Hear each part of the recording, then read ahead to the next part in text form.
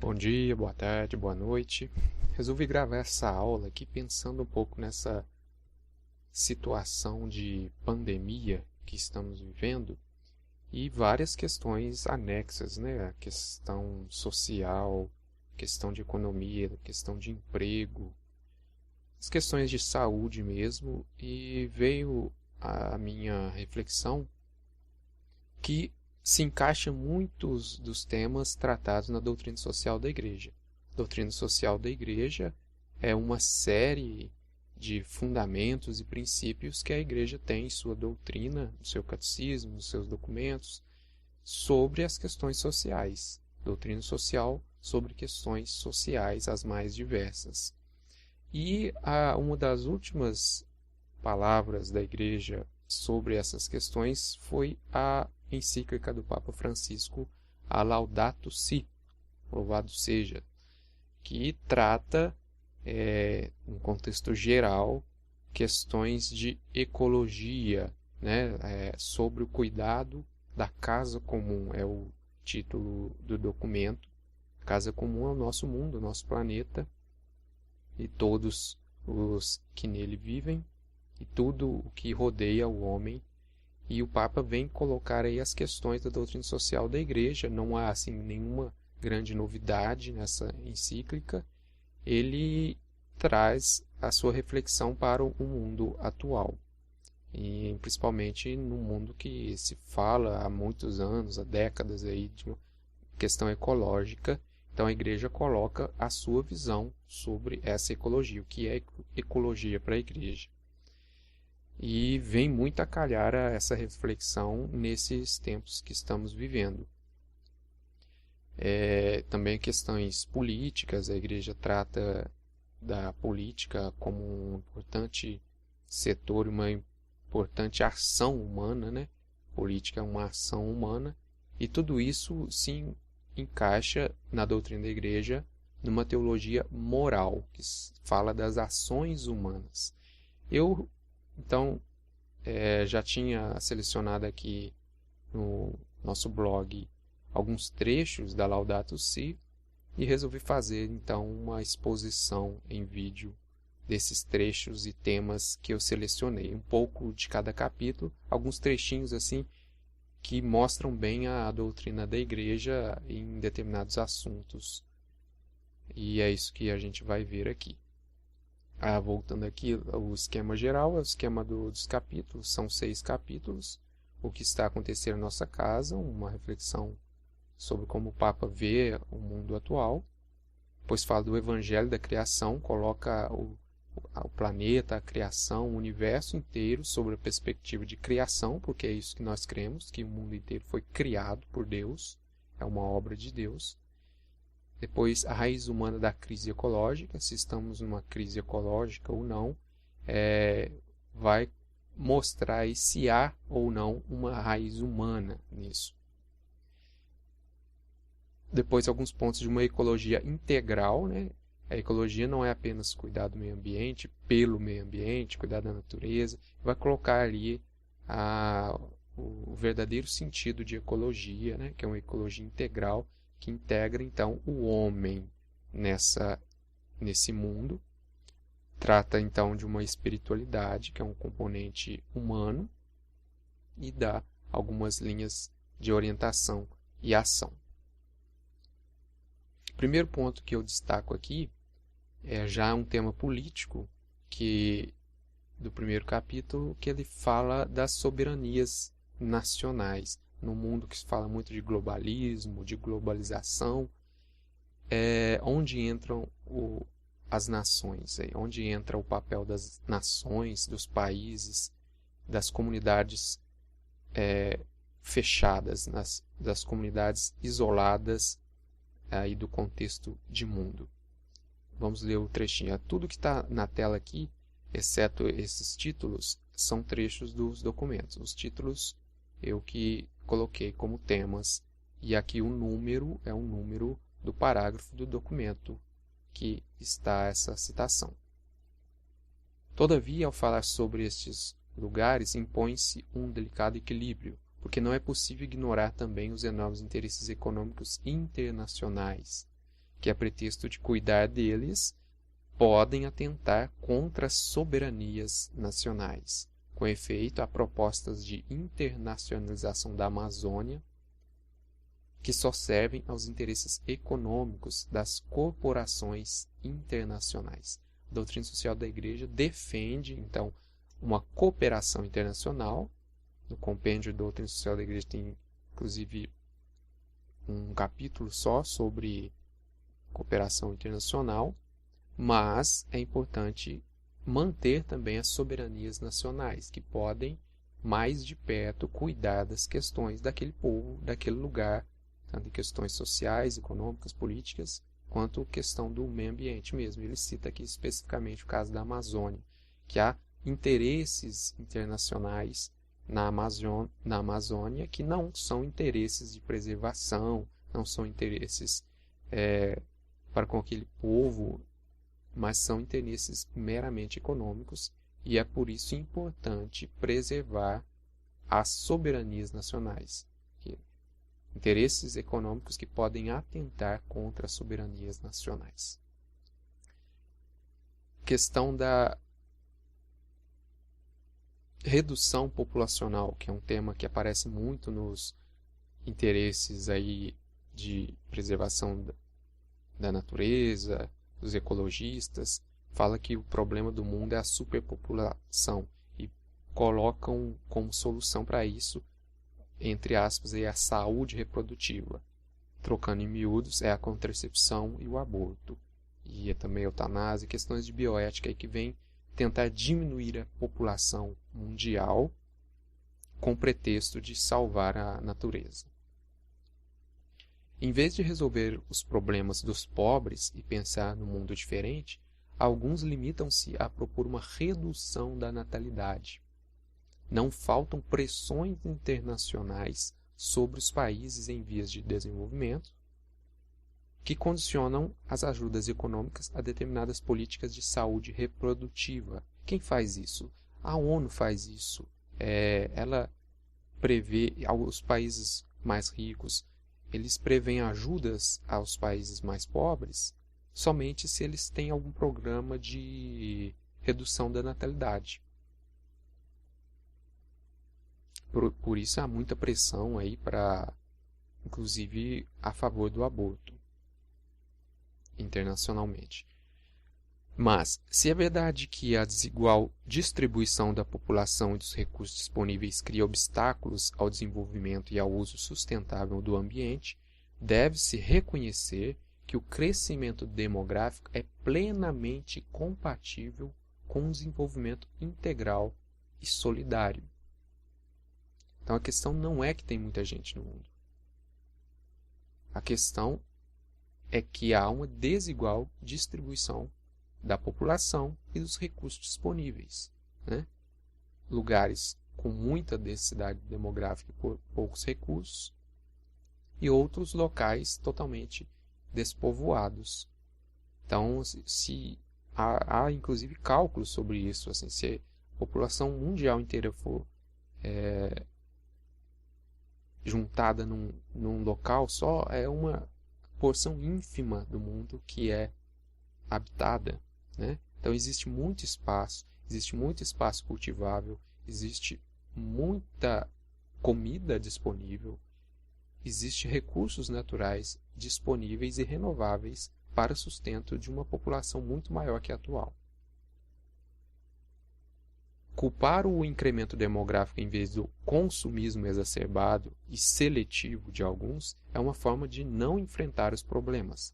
Pretende-se assim legitimar o modelo distributivo atual, no qual uma minoria se julga com o direito de consumir, numa proporção que seria impossível generalizar, porque o planeta não poderia sequer conter os resíduos de tal consumo. Aí já entra o tema dos resíduos, do lixo, produzido por um consumo desenfreado. Um consumo que ele vai voltar nesse assunto aqui, que não é o consumo ideal. Se todo mundo consumir como os maiores consumidores, aí de fato o planeta não suporta. Mas se houver aí um equilíbrio, não há problema nenhum com o aumento da população. Aí ele vai falar que contra o desperdício. Além disso, sabemos que se desperdiça aproximadamente 1/3 dos alimentos produzidos, e a comida que se desperdiça é como se fosse roubada da mesa do pobre.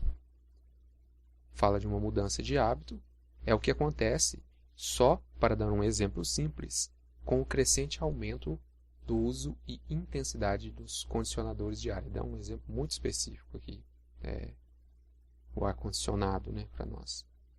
Os mercados, apostando num ganho imediato, estimulam ainda mais a procura.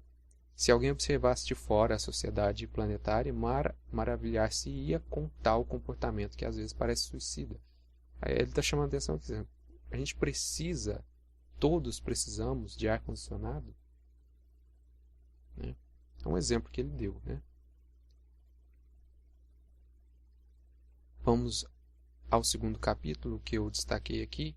Ele começa falando da fé e da razão. Por que falar de uma teologia da criação nesse documento? Por que motivo incluir neste documento, dirigido a todas as pessoas de boa vontade, não só os cristãos, um capítulo referido às convicções de fé? Não ignoro que alguns, no campo da política e do pensamento, rejeitam decididamente a ideia de um Criador, ou consideram-na irrelevante, chegando ao ponto de relegar para o reino do irracional a riqueza que as religiões possam oferecer para uma ecologia integral e o pleno desenvolvimento do gênero humano. Outras vezes supõe-se que elas constituam uma subcultura que se deve simplesmente tolerar, falando das religiões. Né? Todavia, a ciência e a religião, que fornecem diferentes abordagens da realidade, podem entrar num diálogo intenso e frutuoso para ambas. Fé e razão não são excludentes. Né? Quem somos? Não somos Deus. A terra existe antes de nós e foi-nos dada. Isto permite responder a uma acusação lançada contra o pensamento judaico-cristão. Foi dito que a narração do Gênesis, que convida a dominar a terra, favoreceria a exploração selvagem da natureza, apresentando uma imagem do ser humano como dominador e devastador. Mas esta não é uma interpretação correta da Bíblia, como a entende a Igreja. Se é verdade que nós cristãos algumas vezes interpretamos de forma incorreta as Escrituras, hoje devemos decididamente rejeitar que do fato de ser criados à imagem de Deus e do mandato de dominar a terra se deduza um domínio absoluto sobre as outras criaturas. É importante ler os textos bíblicos no seu contexto, com uma justa hermenêutica, e lembrar que nos convidam a cultivar e guardar o jardim do mundo. Aí o tema da dominação que fala no Gênesis, o ser humano vai dominar, vai ser senhor, vai ser administrador, vai cuidar. Cultivar e guardar é cuidar, não é abusar. Né? É o verdadeiro domínio, é aquele que cuida. A terra, o mundo foi feito para nós, para o homem. A natureza, os animais, as plantas, tudo foi feito para o serviço do homem, que é o ápice da criação. Foi feito à imagem e semelhança de Deus. Por isso, ele pode desfrutar, mas também ele deve ter a responsabilidade de cuidar. O universo dá glória a Deus. Né? Ao mesmo tempo que podemos fazer o uso responsável das coisas, somos chamados a reconhecer que os outros seres vivos têm um valor próprio diante de Deus. Pelo simples fato de existirem, eles o bendizem e lhe dão glória. Porque Deus criou tudo que existe. Porque Deus criou um universo imenso que nós nem vamos conhecer todos. Todos os recantos do universo, tudo o que Deus criou, nós ainda não conhecemos. Deus criou porque é bom, porque Ele quis, e para mostrar a sua glória, a sua grandeza. Então, tudo que existe dá glória a Deus. O catecismo põe em questão de forma muito direta e insistente um antropocentrismo desordenado. O homem é o centro, de fato, da criação, mas isso não pode ser visto de forma desordenada. Cada criatura possui a sua bondade e perfeição próprias. As diferentes criaturas, queridas pelo seu próprio ser, refletem, cada qual ao seu modo, uma centelha da sabedoria e da bondade infinitas de Deus. É por isso que o homem deve respeitar a bondade própria de cada criatura, para evitar o uso desordenado das coisas. O que eu queria só chamar a atenção por um termo aqui, essa citação é do Catecismo, que o Papa tira do Catecismo. Mas pode ser mal interpretada essa palavra centelha, porque há outras religiões, correntes filosóficas que falam da centelha divina, que toda criatura tem uma centelha divina, tem uma parte de Deus. Isso não é verdade no pensamento cristão. Deus é absolutamente transcendente, ele cria algo fora de si. O mundo existe, o mundo não é parte de Deus. Deus é superior ao mundo, ao universo inteiro. E o mundo, aqui fala que é uma centelha da sabedoria e da bondade infinita de Deus, no sentido de que é um sinal. Uma centelha da sabedoria e da bondade. É um sinal, algo que mostra que Deus existe. O mundo foi criado para que nós, admirando o mundo, observando, analisando, conhecêssemos por meio do mundo, por meio das criaturas, conhecêssemos Deus. É esse o sentido aqui da centelha. Não é que existe divindade nas coisas, no universo. Isso seria um panteísmo. Outras correntes religiosas que acreditam nisso. Gnosticismo também. O descuido no compromisso de cultivar e manter um correto relacionamento com o próximo, relativamente a quem sou, devedor da minha solicitude e custódia, destrói o relacionamento interior comigo mesmo, com os outros, com Deus e com a terra. Quando todas estas relações são negligenciadas, quando a justiça deixa de habitar a terra, a Bíblia diz-nos que toda a vida está em perigo. Assim, nos ensina a narração de Noé, quando Deus ameaça acabar com a humanidade pela sua persistente incapacidade de viver à altura das exigências da justiça e da paz. O fim de toda a humanidade chegou diante de mim, pois ela encheu a terra de violência. Nestas narrações tão antigas, ricas de profundo simbolismo, já estava contida a convicção atual de que tudo está interrelacionado e o cuidado autêntico da nossa própria vida e das nossas relações com a natureza é inseparável da fraternidade, da justiça e da fidelidade aos outros. Nós dependemos, essa é a inter-relação de todas essas realidades, das criaturas, do universo inteiro, dos homens entre si. Há uma inter-relação, uma interdependência que deve ser respeitada aí com fraternidade, justiça e fidelidade aos outros. O lugar do homem. Não podemos defender uma espiritualidade que esqueça Deus Todo-Poderoso e Criador. Neste caso, acabaríamos por adorar outros poderes do mundo, ou colocar-nos-íamos no lugar do Senhor, chegando à pretensão de espezinhar sem limites a realidade criada por Ele. A melhor maneira de colocar o ser humano no seu lugar e acabar com a sua pretensão de ser dominador absoluto da Terra é voltar a propor a figura de um Pai Criador e único dono do mundo. Caso contrário, o ser humano tenderá sempre a querer impor à realidade as suas próprias leis e interesses. Aqui, o homem é chamado a enxergar o seu lugar no mundo. Ele está no mundo, depende do mundo, é senhor, dominador, no sentido de administrador deste mundo, mas colocar-se no seu lugar. Acima do homem há um Deus, Pai Criador e único dono verdadeiro deste mundo. Caso contrário, o homem pode ser tentado a fazer o que quiser com o mundo. O universo não surgiu de forças cegas. A palavra do Senhor criou os céus. Deste modo, indica-se que o mundo procede não do caos nem do acaso, mas de uma decisão da vontade de Deus, o que o exalta ainda mais. O mundo foi querido por Deus. Deus quis criar esse mundo. Há uma opção livre expressa na palavra criadora. O universo não apareceu como resultado de uma omnipotência arbitrária. de uma demonstração de força ou de um desejo de autoafirmação. A criação pertence à ordem do amor. O amor de Deus é a razão fundamental de toda a criação. Tu amas tudo quanto existe e não detestas nada do que fizeste, pois, se odiasses alguma coisa, não a terias criado.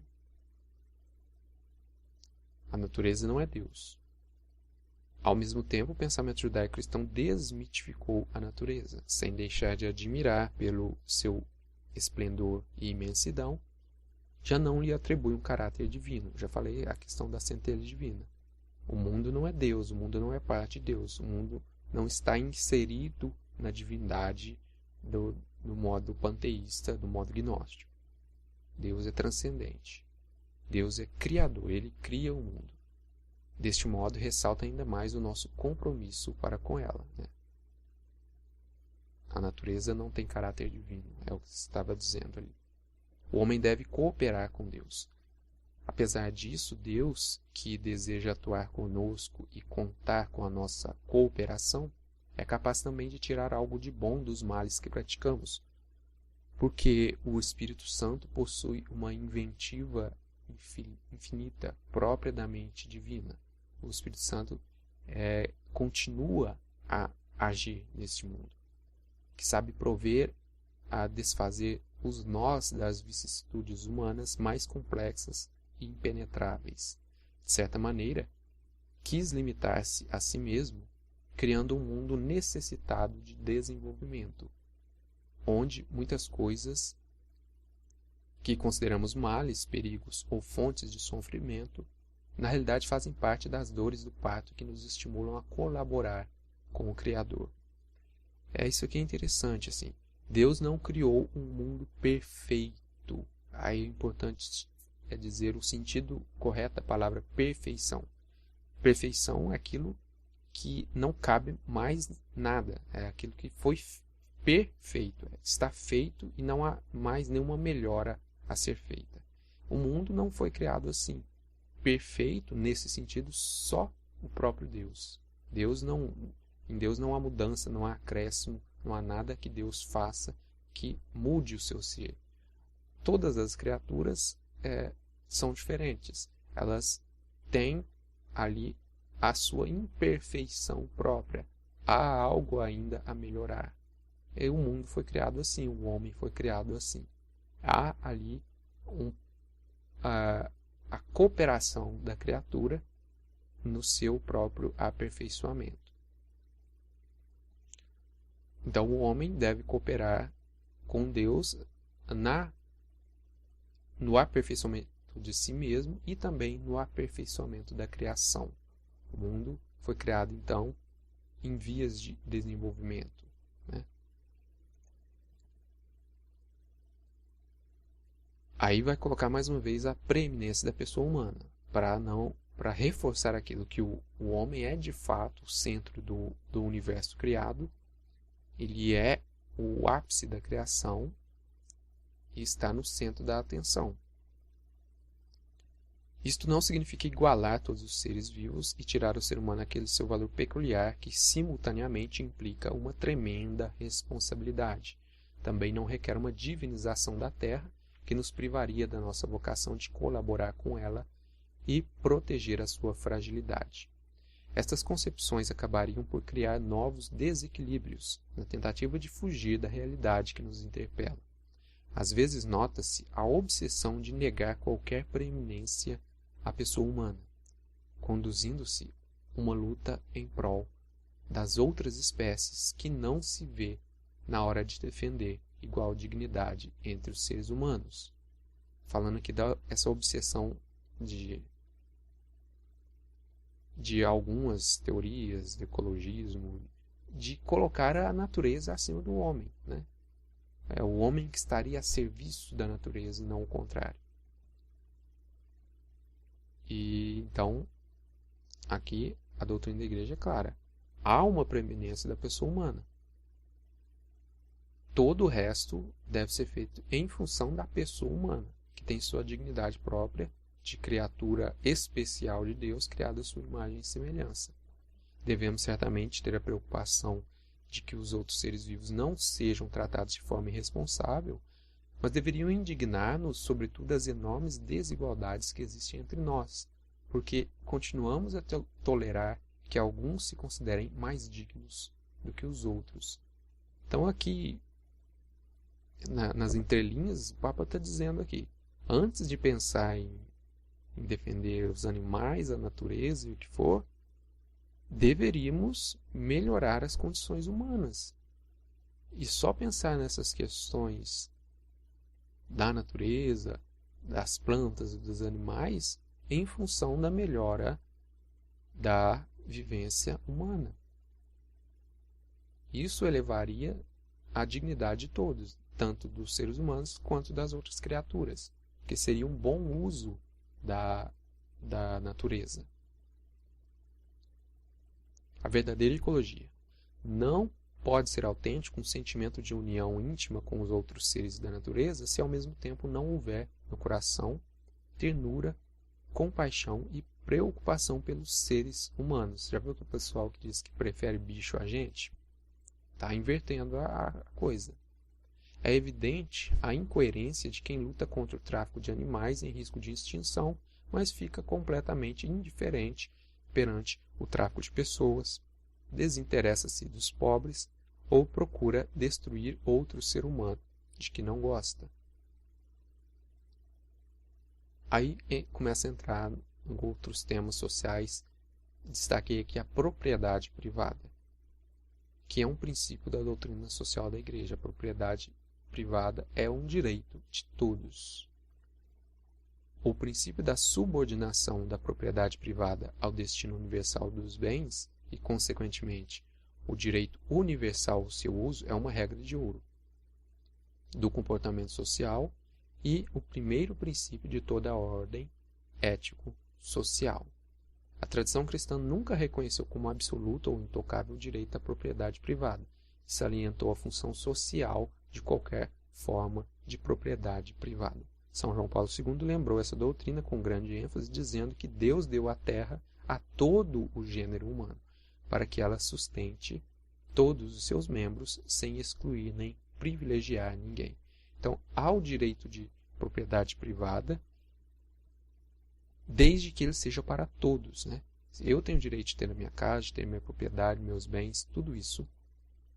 Mas torna-se um abuso quando eu faço isso em detrimento da propriedade do outro, do direito que o outro tem de também ter o essencial para a sua vida.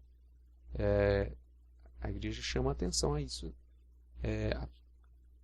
daqueles que têm muito ao lado daqueles que não têm nada. Defende a propriedade privada, ela é necessária, é garantia de lei e de ordem na sociedade, que cada um tenha os seus bens, a sua propriedade, aquilo que ela conquista por direito, por trabalho, e isso lhe garante o sustento dos seus familiares e dos seus subordinados.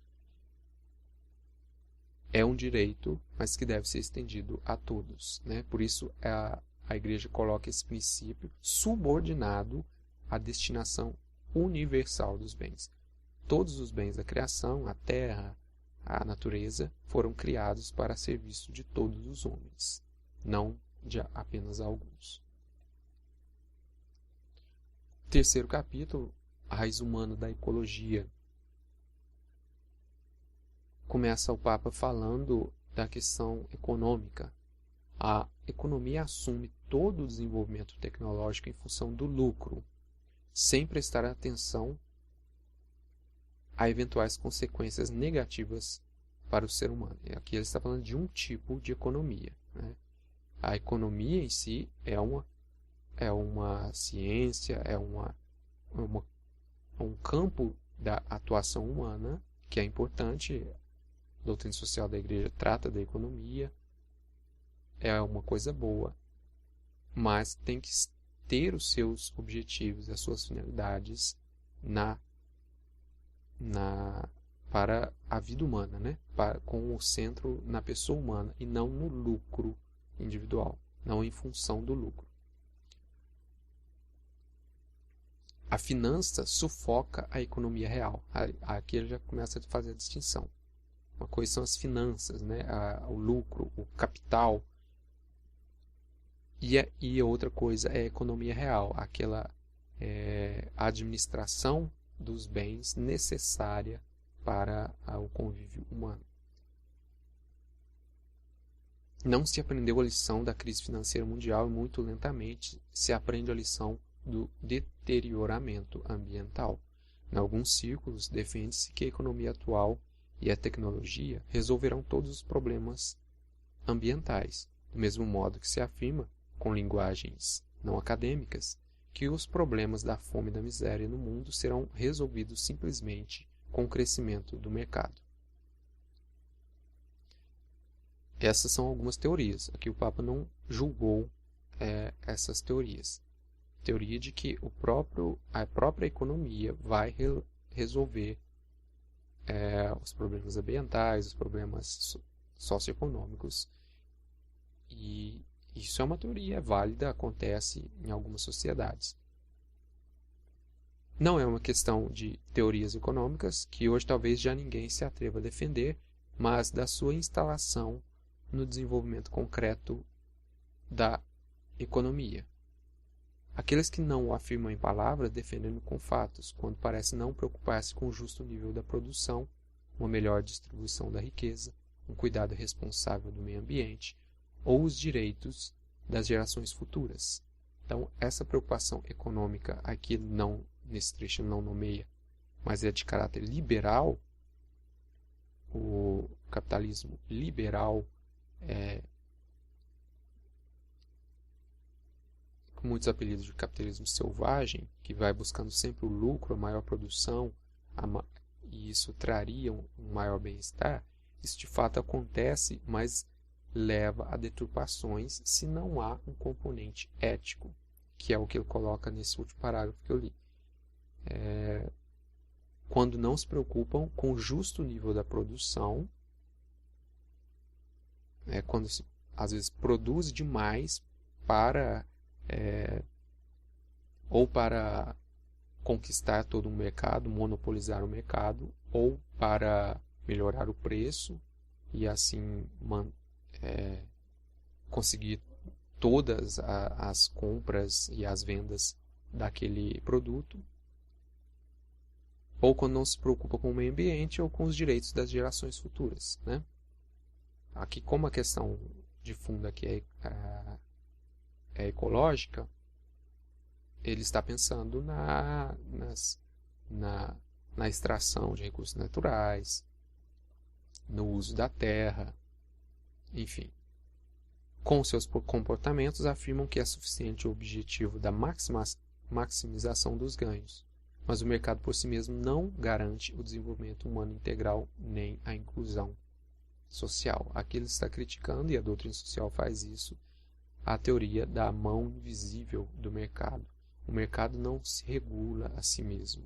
É preciso a ação humana reguladora. Isso pode ser feito pelas pessoas em si, nas suas famílias, suas casas, nos seus negócios. Esse é um princípio caro à doutrina social da igreja, que é da subsidiariedade, que é os pequenos grupos, as pessoas individualmente, as famílias, os pequenos grupos, as pequenas empresas, regulando a própria economia, mas também a igreja defende a existência e o funcionamento do Estado como garantidor dessa sociedade, inclusive em questões econômicas. Então a igreja não é a favor de um anarcocapitalismo, de uma economia liberal ao extremo, que lança mão aí do Estado, de uma regulação fora da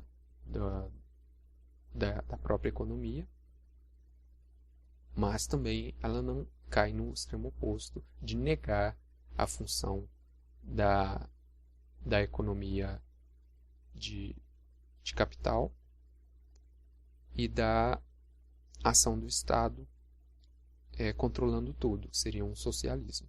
A igreja não defende socialismo e nem defende um capitalismo mas defende uma economia de mercado. Essa é a expressão que eu buscava aqui, que é da doutrina social da Igreja. João Paulo II tem uma frase que ele fala mais ou menos assim. Quando pergunta se a Igreja defende o capitalismo, ele fala: se por capitalismo entendemos uma economia de mercado, onde se troca os valores, né, as mercadorias têm um valor que são trocados, a economia de capital mesmo que a gente vive, né, de dinheiro, sistema monetário, a capitalização, a busca do lucro, mas desde que bem ordenado à necessidade humana. Então, sim, a Igreja defende essa economia de mercado, esse tipo de capitalismo, né? Mas não defende aquele capitalismo que vive em função do lucro, da maximização do lucro por si, e que a economia viria a regular-se a si mesma. Isso não funciona.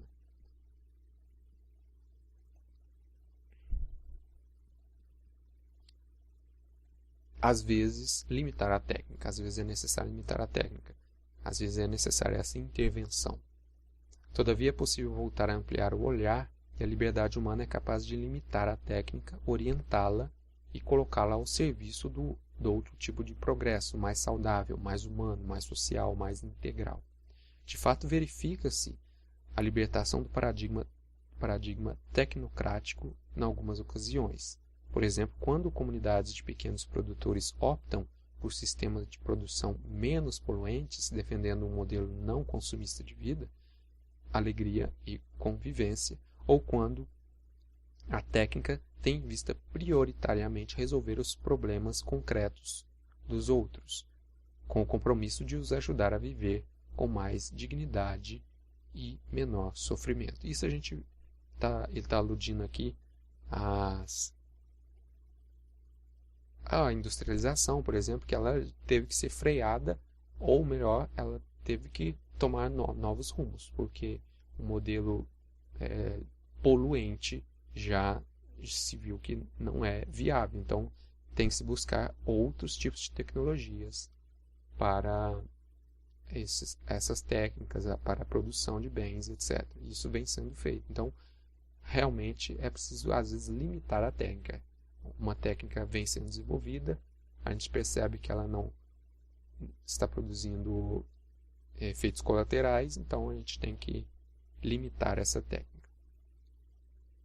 A técnica deve estar a serviço do homem. Além disso, é preocupante constatar que alguns movimentos ecologistas defendem a integridade do meio ambiente e, com razão, reclamam a imposição de determinados limites à pesquisa científica, mas não aplicam esses mesmos princípios à vida humana. Muitas vezes justifica-se que se ultrapassem todos os limites quando se faz experiências com embriões humanos vivos.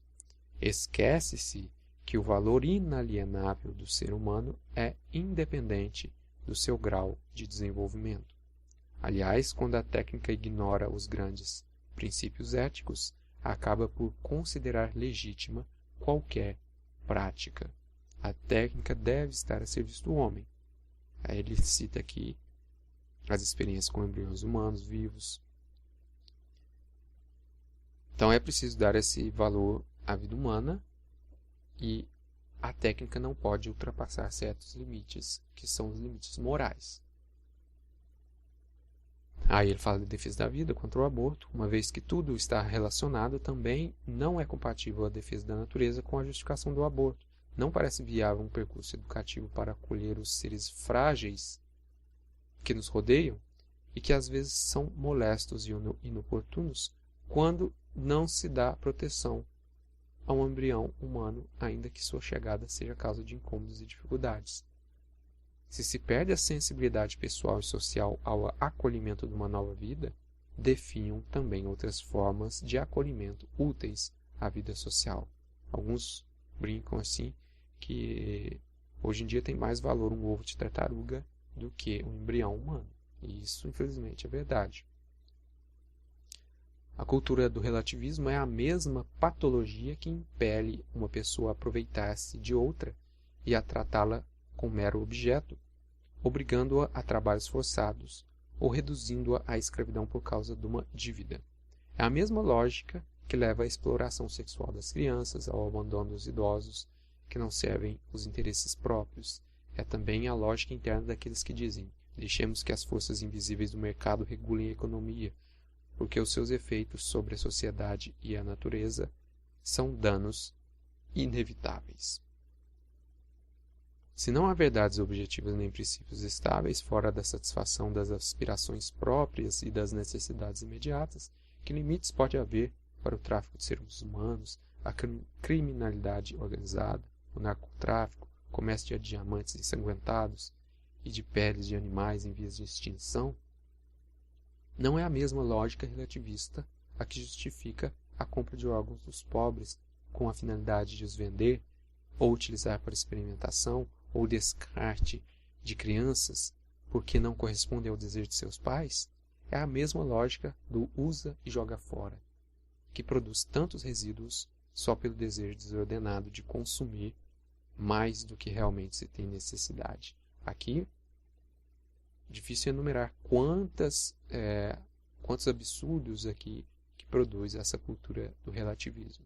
Às vezes quer salvar as peles dos animais, que ele cita aqui, comércio de diamantes, mas esquece do ser humano atrás dessas coisas. Comércio de diamantes ensanguentados, exploração de pessoas, criminalidade, tráfico de seres humanos que existe, tráfico de órgãos, aborto. Enfim, é uma hipocrisia querer tratar antes dos problemas ecológicos dos animais e das plantas antes de ou sem deixar de ver essas questões mais graves sobre os seres humanos. Há uma cultura do relativismo aí que deve ser combatida. Questão da esmola. Somos chamados ao trabalho desde a nossa criação. Não se deve procurar que o progresso tecnológico substitua cada vez mais o trabalho humano. Procedendo assim, a humanidade prejudicar-se-ia a si mesma. O trabalho é uma necessidade, faz parte do sentido da vida nessa terra. É caminho de maturação, desenvolvimento humano e realização pessoal. Nesse sentido, ajudar os pobres com dinheiro deve ser sempre um remédio provisório para enfrentar emergências. O verdadeiro objetivo deveria ser sempre consentir-lhes uma vida digna através do trabalho. Para se conseguir continuar a dar emprego, é indispensável promover uma economia que favoreça a diversificação produtiva e a criatividade empresarial. Por exemplo, há uma grande variedade de sistemas alimentares rurais de pequena escala, que continuam a alimentar a maior parte da população mundial, utilizando uma porção reduzida de terreno e de água e produzindo menos resíduos, quer em pequenas parcelas agrícolas e hortas, quer na caça e recolha de produtos silvestres, quer na pesca artesanal. Aqui o Papa dá como exemplo essas pequenas comunidades que ainda vivem de uma cultura de subsistência, de agropecuária, em menor escala. Aqui podemos fazer até uma crítica à crítica do Papa, porque há muitos estudos que se coloca que o agronegócio em grande escala é mais efetivo na produção de alimentos e menos agressivo do que se todos aqueles que são alimentados pela agroindústria fossem alimentados cada um cultivando o seu próprio pedaço de terra. A conta não fecharia, né? Ninguém conseguiria sobreviver assim nos níveis de população que nós temos, e por isso surgem as teorias lá contra a superpopulação. Mas há aí que haver um certo equilíbrio. A grande produção agropecuária, ela é importante nos nossos dias. A técnica vai avançando, vai ficando cada vez menos agressiva ao meio ambiente, cada vez menos agrotóxicos, cada vez menos intromissão aí na natureza, na fauna e na flora. e cada vez mais produção de alimentos. Mas a igreja defende que haja essa diversificação, que seja possível que os pequenos também produzam, que eles sejam donos dos seus meios de produção, e para não ficar todo mundo escravo da grande produção, da grande indústria, enfim. Esse é um princípio da igreja, princípio aí de descentralização, de subsidiariedade. Uma ecologia integral. Aqui mais um capítulo volta a falar da propriedade privada, que a igreja defende a propriedade privada desde que ela seja para todos. A falta de habitação é grave em muitas partes do mundo, tanto nas áreas rurais como nas grandes cidades, nomeadamente porque os orçamentos estatais, em geral, cobrem apenas uma pequena parte da procura. E não só os pobres, mas uma grande parte da sociedade encontra sérias dificuldades para ter uma casa própria. A propriedade da casa tem muita importância para a dignidade das pessoas e o desenvolvimento das famílias. Então há que se buscar aí moradia para todos, propriedade privada para todos. Questão de gênero, ideologia de gênero. A igreja é contra, é claro. A ecologia humana implica também algo de muito profundo que é indispensável para se poder criar um ambiente mais dignificante. A relação necessária da vida do ser humano com a lei moral, inscrita na sua própria natureza. Bento XVI dizia que existe uma ecologia do homem, porque também o homem possui uma natureza que deve respeitar e não pode manipular como lhe apetece. Nesta linha é preciso reconhecer que o nosso corpo nos põe em relação direta com o meio ambiente e com os outros seres vivos. A aceitação do próprio corpo como dom de Deus é necessária para acolher e aceitar o mundo inteiro como dom do Pai e casa comum. Pelo contrário, uma lógica de domínio sobre o próprio corpo transforma-se numa lógica, por vezes sutil, de domínio sobre a criação. Aquela questão do meu corpo, minhas regras, eu posso ser o que eu quiser. A igreja é contra isso, porque o corpo nos foi dado já pré-determinado aquilo que seríamos, né? Um homem, mulher. Então, aprender a aceitar o próprio corpo, a cuidar dele e a respeitar os seus significados é essencial para uma verdadeira ecologia humana. Também é necessário ter apreço pelo próprio corpo na sua feminilidade ou masculinidade, para se poder reconhecer a si mesmo no encontro com o outro que é diferente.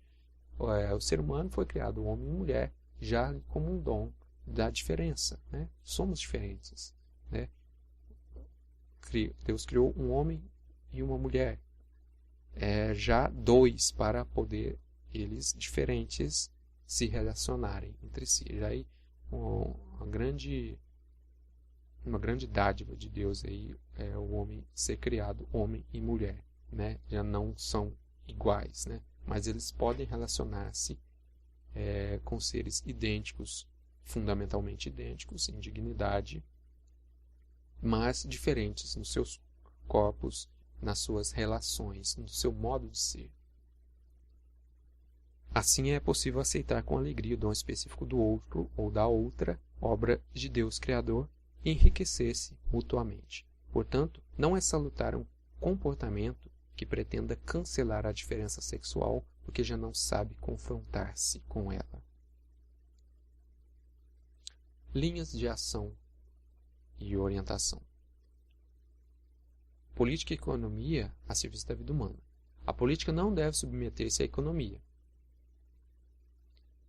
Assim, no grau na hierarquia aí das ações humanas, nas ações sociais humanas, a política está acima da economia. Então, a política acima ou do lado, né? Depende do modelo que você quiser, mas a política não deve submeter-se à economia, no sentido de que o objetivo da política não é maximizar lucros, não é prover os bens materiais da sociedade, mas a política existe para garantir a ordem social. E a economia não deve submeter-se aos ditames e ao paradigma eficientista da tecnocracia. Então, a economia, por sua vez, não pode submeter-se à técnica, né? O que é possível tecnicamente, o que é bom para obter lucro deve ser feito. Não. Deve-se submeter-se à política, que por sua vez deve submeter-se à moral. Pensando no bem comum, hoje precisamos imperiosamente que a política e a economia em diálogo se coloquem decididamente ao serviço da vida, especialmente da vida humana. A lei da oferta e procura. A produção não é sempre racional. Muitas vezes está ligada a variáveis econômicas que atribuem aos produtos um valor que não corresponde ao seu valor real. Isso leva frequentemente a uma superprodução de algumas mercadorias, com impacto ambiental desnecessário, que simultaneamente danifica muitas economias regionais. É o problema aí das grandes corporações, das grandes produções, dos nichos de produção. E isso, no contexto de pandemia, a gente viu muito bem o problema que há nisso. O mundo inteiro ficou dependente, por exemplo, dos insumos dos produtos da China, porque lá eles adotaram um modelo de baixo custo, né, em detrimento, às vezes, da vida humana, das condições de trabalho, tem os melhores preços, e o mundo inteiro deixou de produzir certas coisas para comprar mais barato de lá. Agora que o mundo inteiro precisa de certos produtos, aí vai essa lei da oferta e procura aumentar os preços e uma série de distorções na economia e na vida da sociedade humana. Em suma, o que não se enfrenta com energia é o problema da economia real, aquela que torna possível, por exemplo, que se diversifique e melhore a produção, que as empresas funcionem adequadamente, que as pequenas e médias empresas se desenvolvam e criem postos de trabalho. O modelo econômico que a igreja defende, aliás, a igreja não defende um modelo econômico, mas os princípios da doutrina social da igreja levam a modelos econômicos que favoreçam os pequenos, que favoreçam a diversificação, que favoreçam que as sociedades, as comunidades não sejam dependentes totalmente de um país, de outro, mas que elas colaborem entre si, essas pequenas comunidades colaborem entre si e sejam, quanto mais possível, autônomas. Que volta lá naquela primeira questão das soberanias nacionais. Os países existem para ajudar-se as pequenas comunidades dentro desses países, dentro dessas nações. As nações são organizações em vista de ajudar a população. O que uma pequena comunidade não pode fazer, ela recorre à sociedade superior. Por exemplo, o que uma família não pode fazer, ela recorre a outra. O que esse conjunto de famílias de uma comunidade, um bairro não pode fazer, ela recorre a um município. O que um município não pode fazer, ela recorre ao Estado e assim por diante. O que a gente vê hoje em dia é uma inversão disso. É a centralização do poder na esfera maior. Por exemplo, no plano federal, no nosso modelo de república, quem tem maior poder, quem tem maior recurso é a esfera federal. Enquanto que o natural é que a esfera menor, mais próxima, é a que detém o maior poder.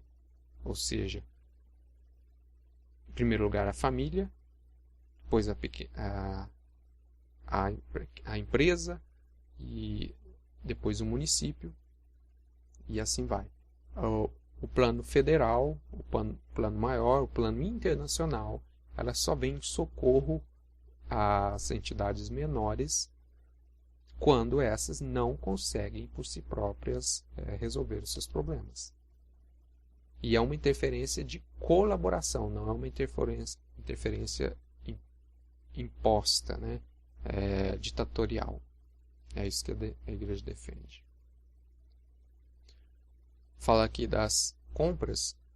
Comprar é um ato moral, ou seja, você deve comprar aquilo com uma finalidade. A moral é essa ciência, teologia moral trata dos atos humanos enquanto eles têm uma finalidade de levar a Deus ou não, uma finalidade de buscar o bem, enfim.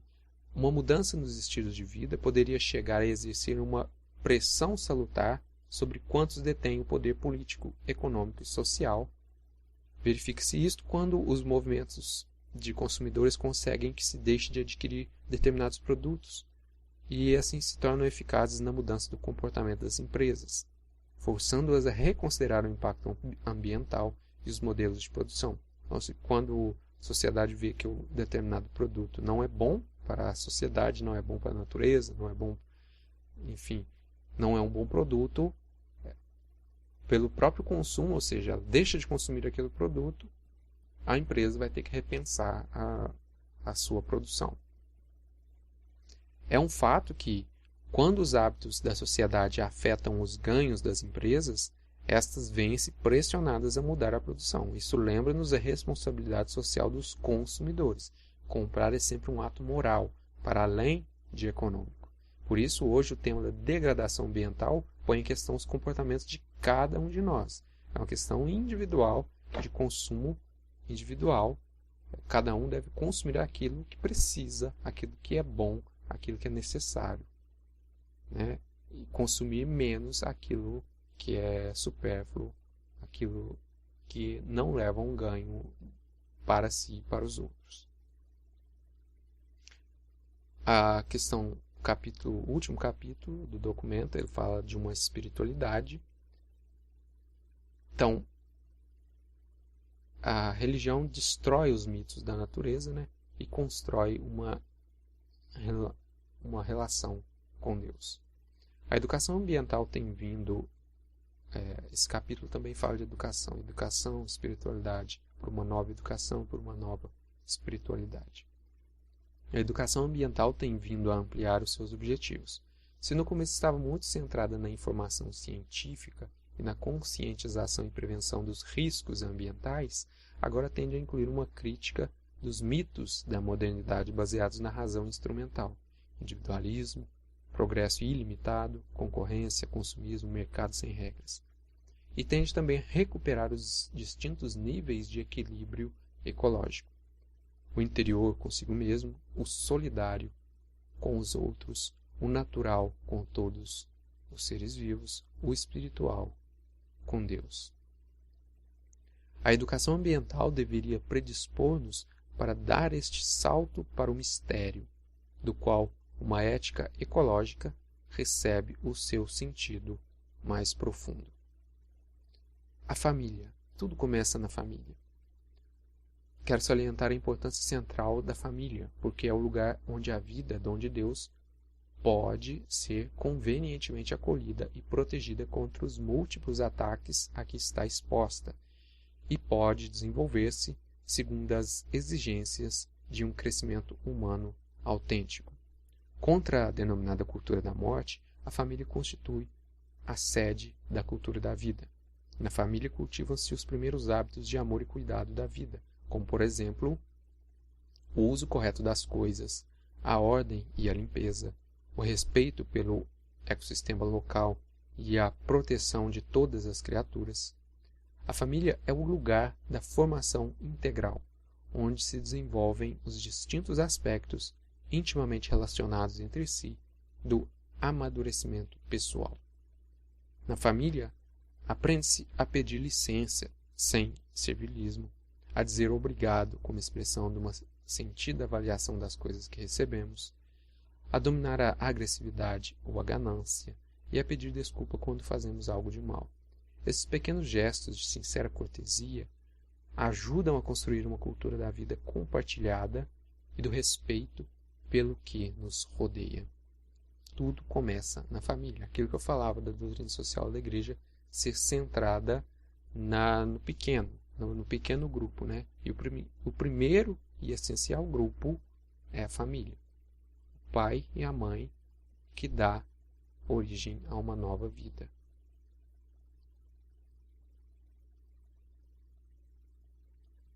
Entretanto, temos de reconhecer também que alguns cristãos, até comprometidos e piedosos com o pretexto do realismo pragmático, frequentemente se burlam das preocupações pelo meio ambiente.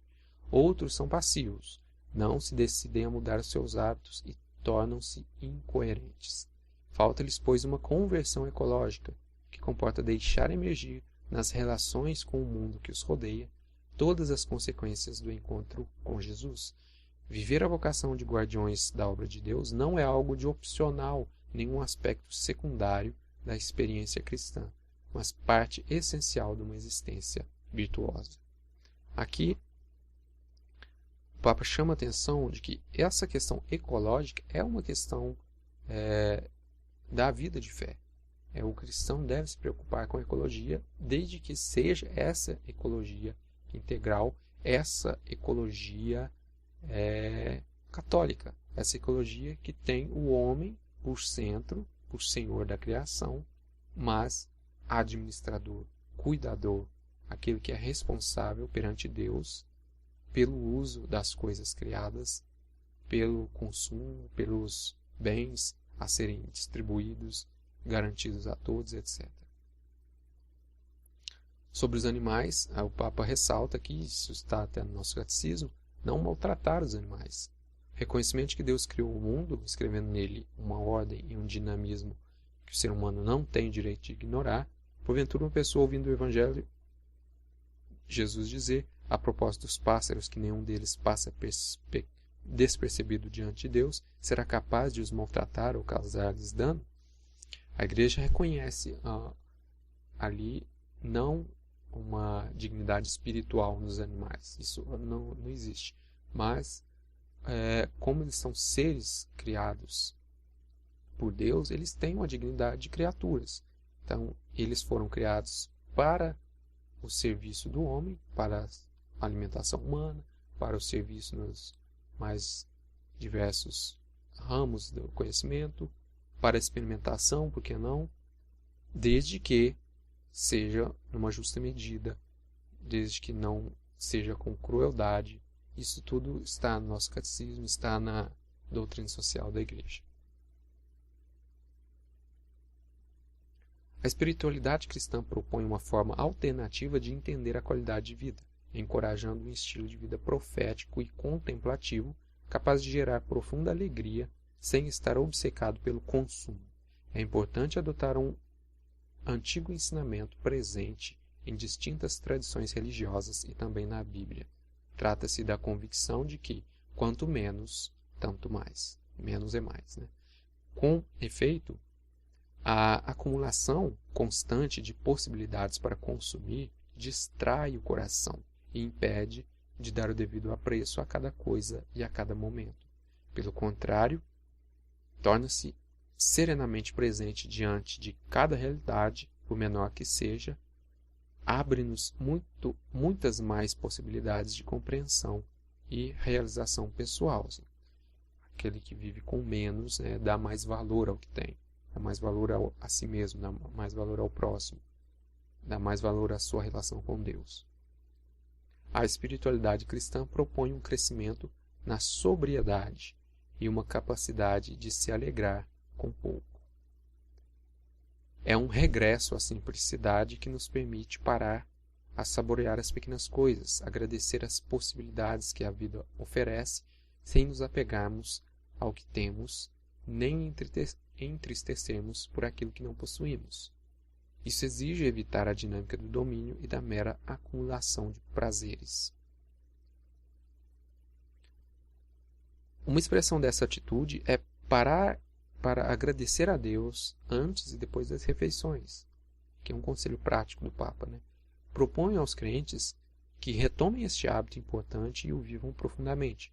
Este momento de bênção da mesa, embora muito breve, recorda-nos que a nossa vida depende de Deus, fortalece o nosso sentido de gratidão pelos dons da criação, dá graças por aqueles que, com seu trabalho, fornecem esses bens e reforça a solidariedade com os mais necessitados. Um outro tema que o Papa coloca aqui como sugestão, como guia de ação. Por exemplo, preocupam-se com um lugar público, um edifício, uma fonte, um movimento, uma paisagem, um monumento abandonado, uma paisagem, uma praça, para proteger, sanar, melhorar ou embelezar algo que é de todos. A frase está cortada aqui, né? O Papa está dizendo que é importante preocupar-se com isso, melhorar, sanar, proteger, embelezar algo que é de todos, né? Um monumento público, um edifício, uma fonte, uma paisagem, uma praça. Ao seu redor, desenvolve-se ou recuperam-se vínculos, fazendo surgir um novo tecido social local. Assim, uma comunidade liberta-se da indiferença consumista. Na arquitetura e nas artes houve uma tendência, ainda em voga, não sei o nome certo disso, é um modernismo, um utilitarismo, que desprezou um pouco a arte, a beleza dos monumentos, das construções em vista da sua funcionalidade, né? O prédio tem que ser funcional, tem que dividir bem os cômodos, mas desprezando ali as características de beleza, né? Isso é um empobrecimento aí das relações humanas, né? Isso significa também cultivar uma identidade comum, uma história que se conserve e transmite. Dessa forma, cuida-se do mundo e da qualidade de vida dos mais pobres, com o sentido de solidariedade, que é, ao mesmo tempo, consciência de habitar numa casa comum que Deus nos confiou. A questão da construção é interessante, porque você não embeleza uma casa por fora para você ver, ou simplesmente para aparecer algo. Às vezes né? Mas assim, é para o outro deleitar-se também daquela propriedade. Isso nos bens públicos deveria ser mais explícito ainda, né? Porque são bens de todos. Essas ações comunitárias, quando exprimem um amor que se doa, podem transformar-se em experiências espirituais intensas. Aqui uma reflexão sobre os sacramentos. Os sacramentos também têm uma matéria, né? Uma matéria mesmo, uma substância física deste mundo. Então há algo de criatura no sacramento, que é a união de um sinal invisível da graça de Deus com uma matéria sensível deste mundo.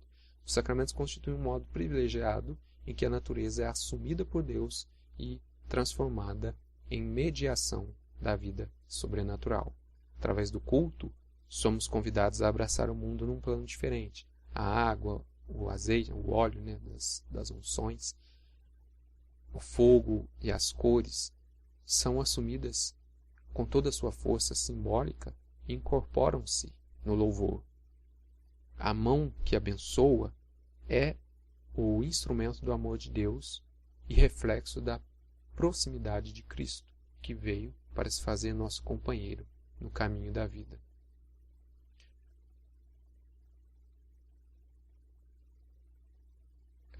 E por que isso está inserido aqui? Os sacramentos também têm uma ecologia, né? É preciso a matéria nos sacramentos. A matéria é o que une o mundo espiritual ao mundo físico.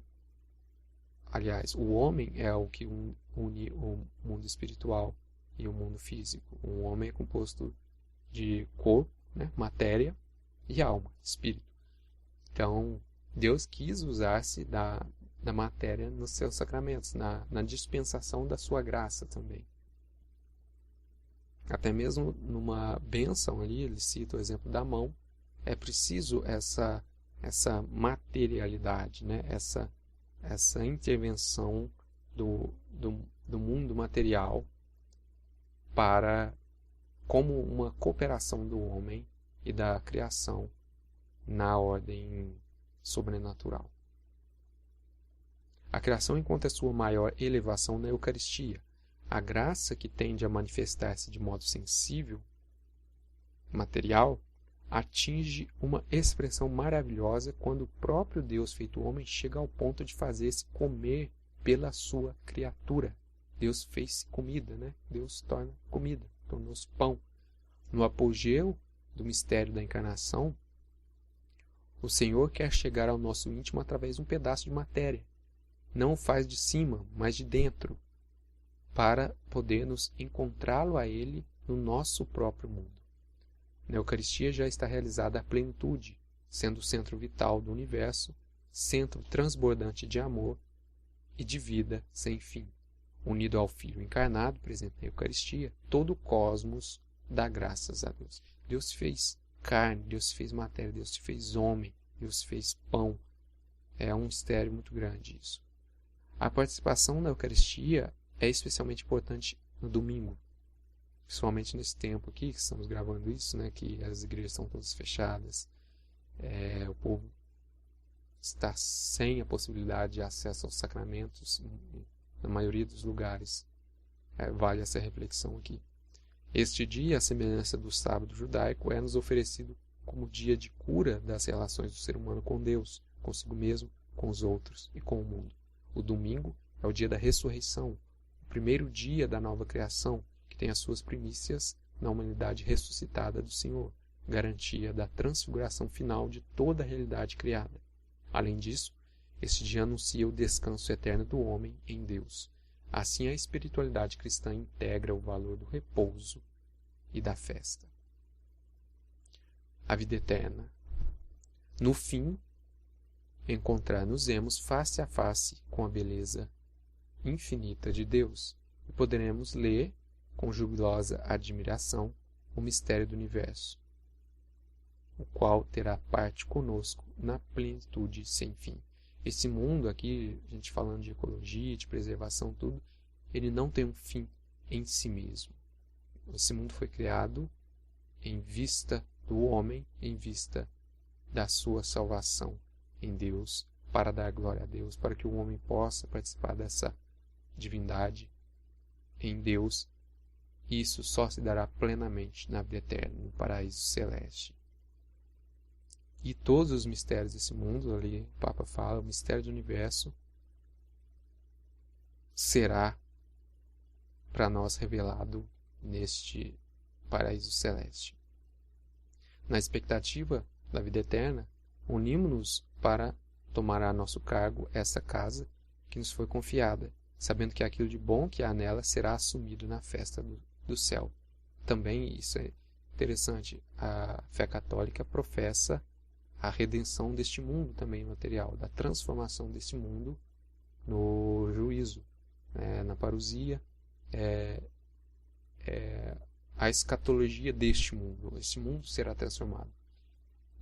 Terá um fim este mundo, ele será transformado. Não sabemos como, a teologia tem algumas pistas, a revelação na Bíblia e na tradição temos algumas coisas, mas não sabemos. O máximo que temos é a certeza da ressurreição de Jesus Cristo, que apareceu ressuscitado em seu corpo glorioso, a assunção da sua mãe, a Virgem Maria, que está de corpo e alma nesse paraíso celeste, ainda celeste, mas que um dia será também um paraíso total, universal, do universo inteiro, redimido e transformado nessa vida eterna em Deus. Bem, esta foi a Laudato Si, a encíclica do Santo Padre, o Papa Francisco, sobre o cuidado da casa comum, dado em 24 de maio de 2015, publicado numa festa de Pentecostes. Estamos gravando aqui também em maio de 2020, portanto, há 5 anos desta encíclica. Essa encíclica insere-se no tema da doutrina social da Igreja. É mais um documento a ser incluído na doutrina social da Igreja. Nós temos no nosso site, com os católicos, o curso de doutrina social da Igreja, que vai apresentar o panorama geral dessa doutrina social da Igreja. O que é a doutrina social da Igreja? Quais são os fundamentos e princípios,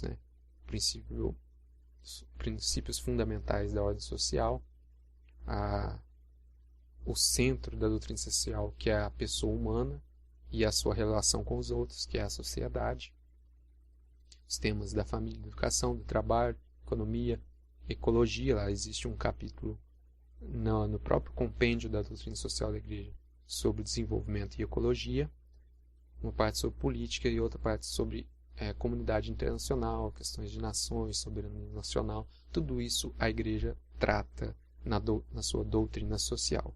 Doutrina social não é um documento, é um campo de estudos da igreja, de doutrina também, assim, há coisas ali que são dogmas, né? Por exemplo, o princípio ali da dignidade da pessoa humana é um dogma. Mas que a igreja vem reunindo ao longo dos séculos como um corpo de doutrina de temas sociais. São esses temas aí que englobam todas as atividades humanas. E isso recentemente foi feito, entre aspas, né? Foi feito o compêndio, e os papas não vão deixar de tratar de temas sociais, como vem tratando. A Laudato Si vai futuramente entrar aí no compêndio da doutrina social da igreja, se ele for reformulado alguma vez no futuro. Essa doutrina social da igreja vem sendo desenvolvida principalmente, não exclusivamente, ela não surgiu ali com Leão XIII, na Rerum Novarum, 1800, no século XIX. A Rerum Novarum é um marco muito importante porque é a primeira encíclica que trata exclusivamente de um tema social. Então ela é colocada como um marco na doutrina social da igreja. Mas, anteriormente, a igreja sempre falou de temas sociais. Todos esses temas aí vêm tratados aí nos catecismos, nos documentos da igreja. Mas a partir de Leão XIII, no contexto das revoluções industriais, questões de trabalho, veio a preocupação da igreja com estes temas, e o Papa fez essa encíclica, e a partir daí a igreja vem sempre lançando documentos, reflexões sobre esses temas. Eu convido a vocês aí, a quem tiver interesse em aprofundar nesses temas, fazer o nosso curso de Doutrina Social da Igreja, que está no nosso site cursoscatólicos.com.br. Qualquer dúvida sobre esse tema que tratamos aqui, da Laudato Si, podem escrever aí nos comentários, enviar mensagem para nós, entrar no nosso site, tem nossos contatos, WhatsApp, e-mail. Pode entrar em contato que a gente vai responder na medida do possível nas nossas redes sociais. Compartilhe aí esse vídeo, essa videoaula que disponibilizamos, que vamos incorporar também no nosso curso de Doutrina Social da Igreja, que faltava uma reflexão sobre a Laudato Si. Pode compartilhar, que essa vai ser uma aula sempre gratuita. E seguir aí os nossos canais, nossas redes sociais, que ajuda neste trabalho de evangelização, de esclarecimento de temas da teologia católica também, tá? Muito obrigado e até o próximo vídeo.